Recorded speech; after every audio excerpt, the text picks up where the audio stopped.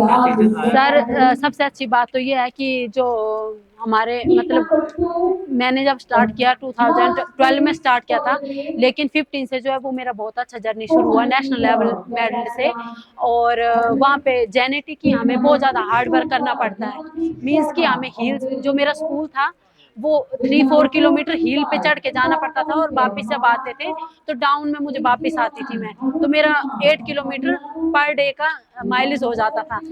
और मतलब कि लॉन्ग तो हो ही जाता था वैसे, तो उससे मैंने धीरे धीरे स्कूल से स्टार्ट किया, लेकिन 2015 में नेशनल लेवल से मेडल स्टार्ट हो गया मेरा। और मैं सबसे पहले धर्मशाला में थी 4 ईयर, 2015 टू 2018। उसके बाद मैं खेलो इंडिया गेम्स के जो हुआ था दिल्ली में, उससे सिलेक्ट होकर भोपाल में गई एनसीओए में। और उसके बाद फिर अभी मैं बेंगलोर में हूँ आईशेल में, जो कि इंडियन ऑयल का कैंप है, उसमें हूँ 2 ईयर से।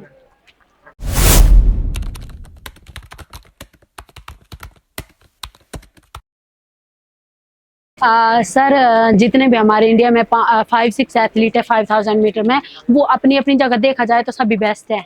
लेकिन अभी तक हम लोगों ने सबने एक जगह पे सब लोगों ने इकट्ठा compete नहीं किया है, तो इसलिए हम ऐसा कुछ नहीं कह सकते, क्योंकि सभी अपनी अपनी जगह पे अच्छा है। और जब एक जगह कंपटीशन होगा तभी पता चलेगा कि कौन किसे कितना बेस्ट है। तो I think next year Asian championship है और वर्ल्ड चैंपियनशिप है, तो उसको क्वालिफिकेशन में सब लोग उतरेंगे कंपटीशन में, तो अच्छे से पता चलेगा कि कौन बेस्ट है और कौन जाएगा एशियन चैंपियनशिप और वर्ल्ड चैंपियनशिप।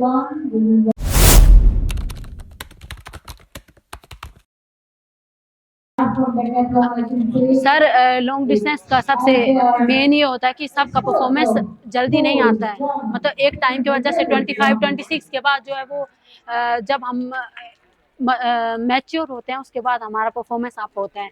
लेकिन कई लोगों का पहले भी पीक आ जाता है, 23-24 से ही शुरू हो जाता है, लेकिन उस पीक को मेंटेन करना बहुत टफ होता है, क्योंकि उसे सस्टेन करना और उस टाइमिंग को रेगुलर compete करना, क्योंकि वो अगर एक टाइमिंग आ जाता है एक पीक के बाद, तो उस टाइमिंग में ही मेडल जाते हैं। एशियन गेम हो चाहे कॉमनवेल्थ गेम हो चाहे वर्ल्ड चैंपियनशिप ओलंपिक्स हो, लेकिन उस पीक को कितना टाइम आप मेंटेन कर सकते हो, कितने ईयर कितने मंथ मेंटेन करना थोड़ा सा टफ होता है। लेकिन लॉन्ग डिस्टेंस में लंबे टाइम तक गेम कर सकता है, लॉन्ग टाइम तक एथलीट कर सकता है, बस उसको मेंटेन करना सबसे इम्पोर्टेंट है। नहीं तो लॉन्ग डिस्टेंस तो 45, 43, 36 ईयर कर सकते हैं।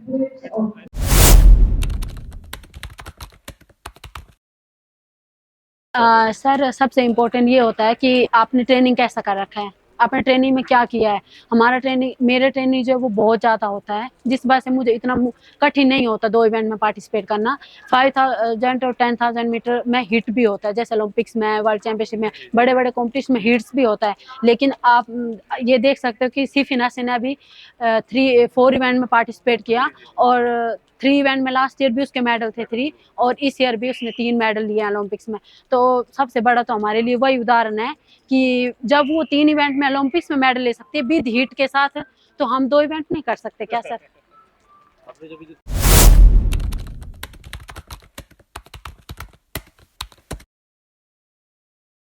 वो एक हर प्लेयर के अंदर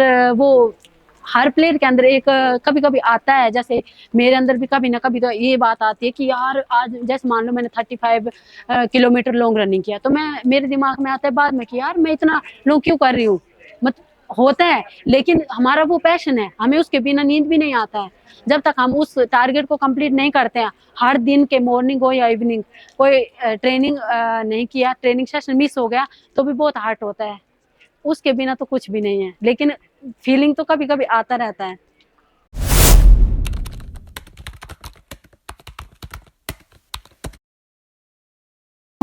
आ, सर सबसे पहले तो ये है कि जिस जगह से मैं आती हूँ वो बहुत बैकवर्ड एरिया है, वहाँ से लड़कियों को बाहर नहीं भेजा जाता कहीं भी। लेकिन जो मेरी मामा है उन्होंने मुझे बाहर जाने के लिए परमिशन दे दिया, और मैंने स्टेट हॉस्टल का ट्रायल दिया था, तो उसमें मैं सिलेक्ट हो गई तो मुझे भेज दिया।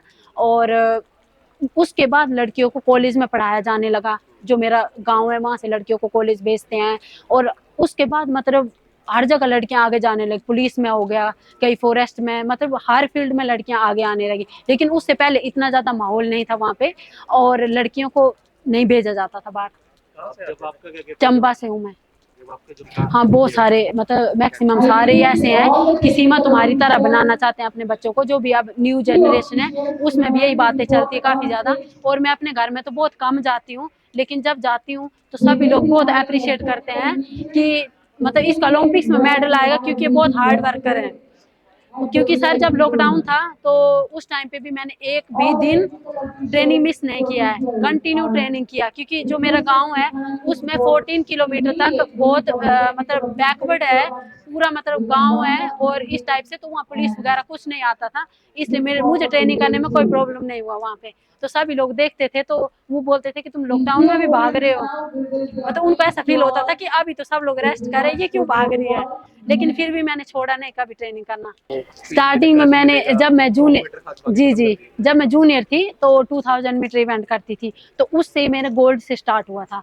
तो 2000 मीटर किया, फिर मैंने 3000 मीटर किया अंडर 18 में, तो उसमें अंडर 18 का रिकॉर्ड है मेरा 950 का, और अभी तक ब्रेक भी नहीं हुआ है वो रिकॉर्ड। और क्या बोलते, उसके बाद फिर मैंने जब 5000 मीटर फर्स्ट टाइम किया तो मुझे ऐसा लगा कि मेरा लॉन्ग डिस्टेंस में कैरियर है, और मुझे अच्छा लगा करना, क्योंकि मुझे लॉन्ग करना बहुत अच्छा लगता है, बहुत पसंद भी है। आई थिंक मैं आगे मैराथन भी करूंगी।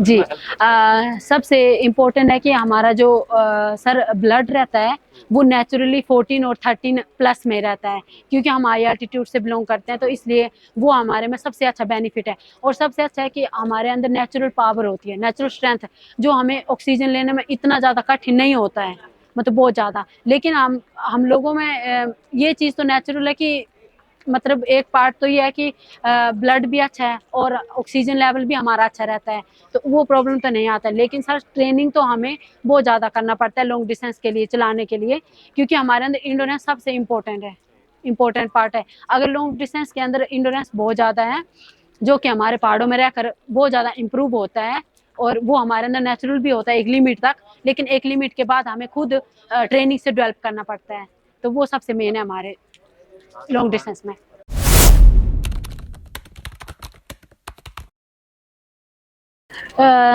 सबसे ज़्यादा मैं ये कहना चाहती हूँ कि नेक्स्ट ईयर एशियन चैम्पियनशिप है।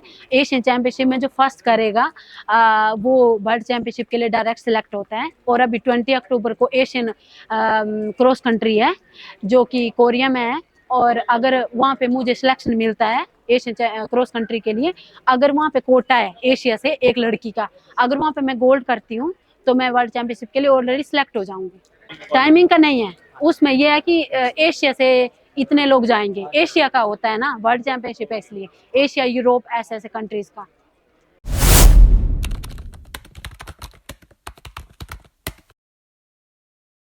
सर अभी थोड़ा सा जैसे इंडिया में ये चीज़ देखने को बहुत मिलती है, जैसे मैं बाहर और इंडिया का थोड़ा कंपेयर करूं तो ये चीज़ है कि इंडिया में मतलब हमारे पूरा जो ट्रैक रहता है जब हम भागते हैं तो पूरा खाली रहता है, वहाँ पे स्पोर्टिव इतने कम होते हैं, लेकिन उससे हम इतना जोश नहीं आता। लेकिन फॉरेन में वो चीज़ ये होती है कि टिकट नहीं मिलता है लोगों को, जैसे क्रिकेट स्टेडियम में हमारे भीड़ होता है ना, वैसे वहाँ पे एथलेटिक्स ग्राउंड पे भी बहुत भीड़ होता है। और उससे बहुत ज़्यादा ये होता है कि यार अपने लिए तो हम कर रहे हैं 50%, अगर अपने लिए एफर्ट कर रहे हैं तो 50% हम जो है वो लोगों के लिए एफर्ट लगाते हैं कि हमें ज़्यादा से ज़्यादा लोग देखें और हमारे फैन फॉलोइंग बढ़े और इंस्पायर हो, लोग ज़्यादा से ज़्यादा देखें। Thank you sir.